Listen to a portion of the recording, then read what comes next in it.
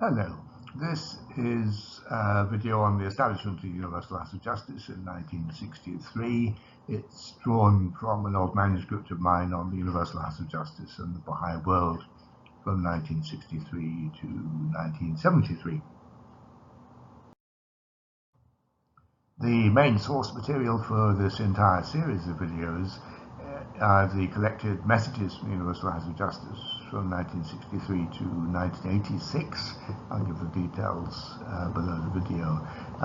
In terms of general contextual description, there's an old article I wrote with Moojan Momen talking about contemporary developments from 57 to 1988.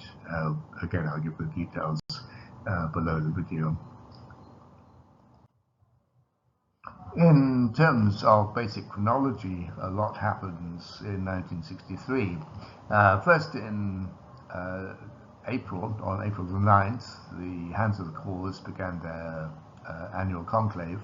Then, from April the 21st to the 23rd, you had the first international convention in Haifa with members of the national assemblies or postal votes from 56 national and regional spiritual assemblies, the election results given to the delegates as they were, essentially, on the 22nd of April.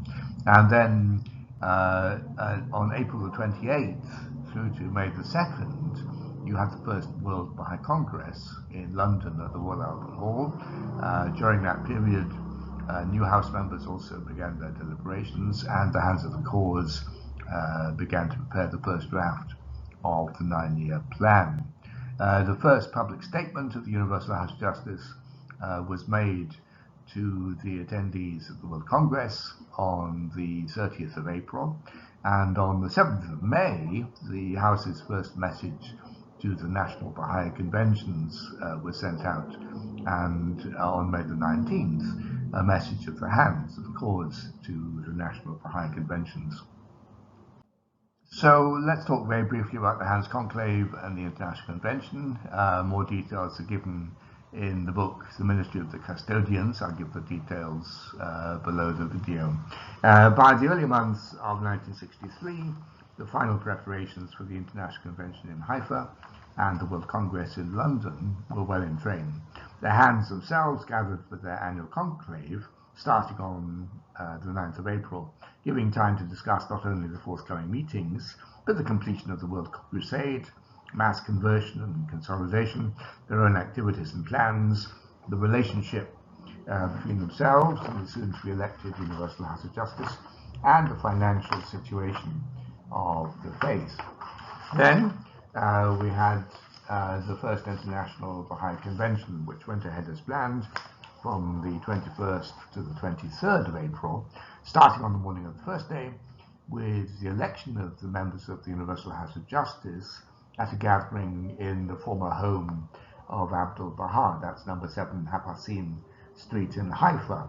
The Feast of Rezvan was held later in the day in the gardens of the Shrine of Baha'u'llah at Baha'i, and the rest of the proceedings, consultations on various aspects of the progress of the faith, at Beit Halufe Auditorium on Wingate Avenue.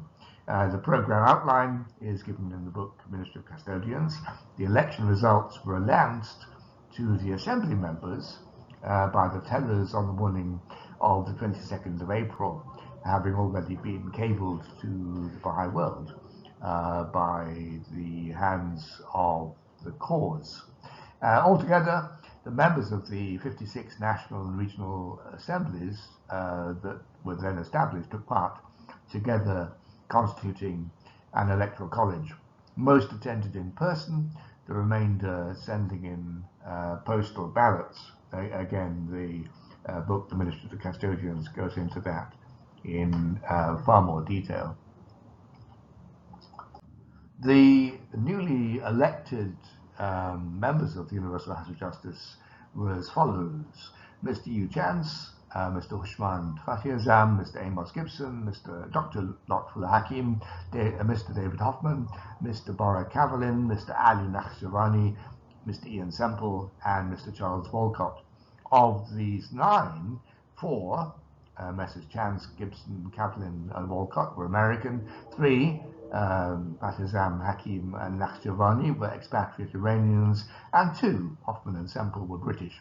5, Dr. Hakim and Messrs. Kaplan, Nakhjavani, Semple, and Walcott had been members of the International Baha'i Council, whilst the others were members of the American, British, and Indian National Assemblies. These are the 9 men elected to the first Universal House of Justice. From left to right, that's Mr. Walcott, Mr. Gibson, Mr. Fatih Mr. Chance, Mr. Kaplan, Mr. Semple, Dr. Hakim, Mr. Hoffman, and Mr. Nakhjavani. Of these 9, Dr. Hakim, the eldest, resigned in 1967, shortly before his death. Mr. Gibson died in office in 1982, and followed by Mr. Walcott in 1987, and Mr. Hoffman and Mr. Kaplan resigned in 1988. Mr. Chance was not re-elected in 1993.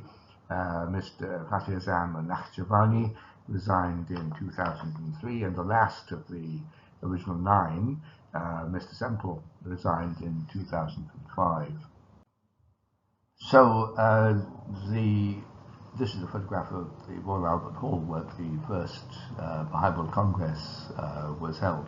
It was no doubt with a sense of enormous relief that the hands notified the Baha'is of the world of the election results, and their own overflowing gratitude at Baha'u'llah's unveiling protection, which has enabled the election of the supreme legislative body ordained in his Book of Laws, and which he had promised would receive his infallible guidance.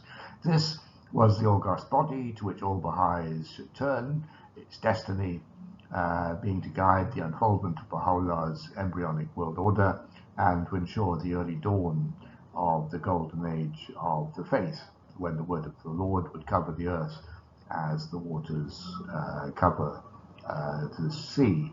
The full text of that statement is in the Ministry of the Custodians.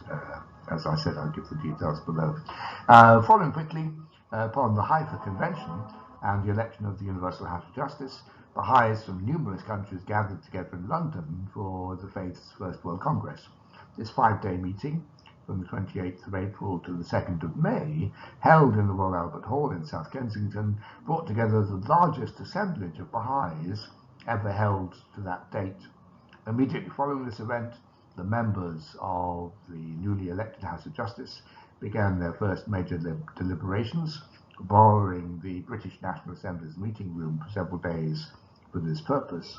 Meanwhile, the hands, who had also gathered in London, met in a nearby room to prepare the first draft of the new teaching plan for the House of Justice's consideration, and arranging for the future arrangement of their own work. So these meetings were held at the British National Baha'i Centre in Rutland Gate, those of you who know it.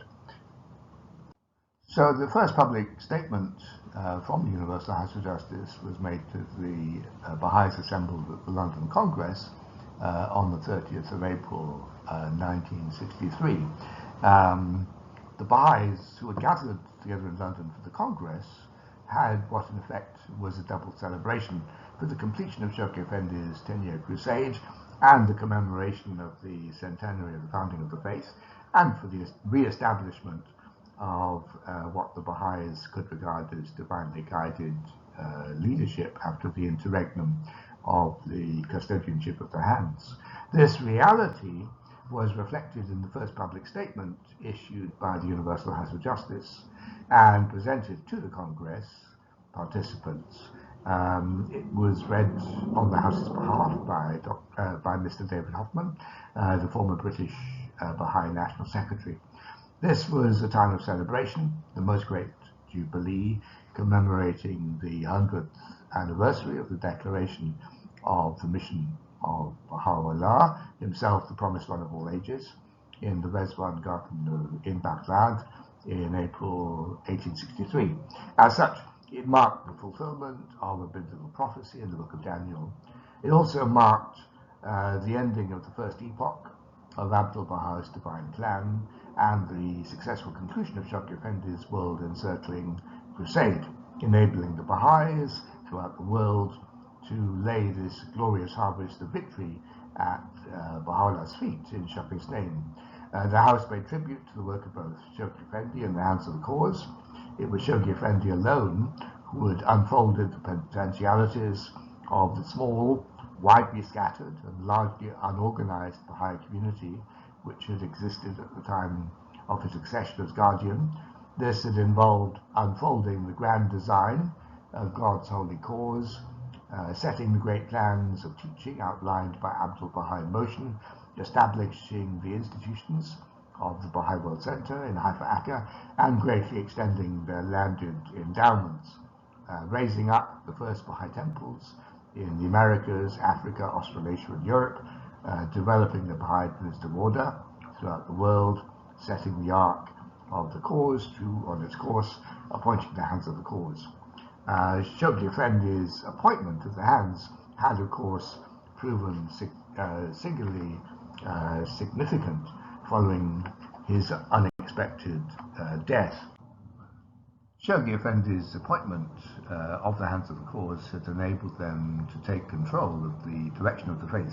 The House did not wish to dwell on the appalling dangers which faced the infant cause when Shoghi Effendi had died, but it was necessary to acknowledge the superb nature of the stewardship which the Hands had exercised. They had kept the ship of the cause on its course and brought it safe to port. In so doing, the Hands had performed heroically, manifesting a level of labour, self-discipline and sacrifice which elicited the House's profound admiration as well as their love and pride. They shared the present victory with their beloved commander, and the paeans of joy and gratitude now due could only be offered if proper acknowledgement was made of the role which they had played in bringing about this supreme occasion. For its own part, the House of Justice greeted the Baha'is lovingly and joyfully, asking them to pray for the spiritual strengthening and speedy development of its members. All 9 members had been in Haifa at the time of the election of the House, and they therefore had been able to prostrate themselves at the sacred thresholds of the shrines of Baha'u'llah, the Bab and Abdu'l-Baha, humbly seeking strength and assistance in the mighty task which lay ahead of them. Then coming to London for the Congress, they'd been able to pay homage at Shoghi Effendi's own resting place. As soon as the House had been able to organize its work and deploy its forces, it would carefully examine all the conditions of the cause of God and communicate appropriately with the Baha'is. In the meantime, all Baha'is should vigorously follow up the opportunities for expanding the faith which had been opened up by the 10-year crusade. They should also ensure that consolidation and deepening went hand in hand with an eager extension of the teaching work. Thus, with the onward march of the cause continue unabated in preparation for future expansion plans. Moreover, now the widespread public attention was being increasingly drawn to the Baha'is, they should brace themselves and prepare their institutions to sustain the gaze of the world, whether it be friendly or hostile, eager or idle. So that's a summary of the House's statement contained in the Messages book, which again I'll give the details of below. So that's all I'm going to talk about for the moment. We'll talk about the message from the House to the National Conventions in May 63 in the next video, and also mention about the message from the Hands of the Cause.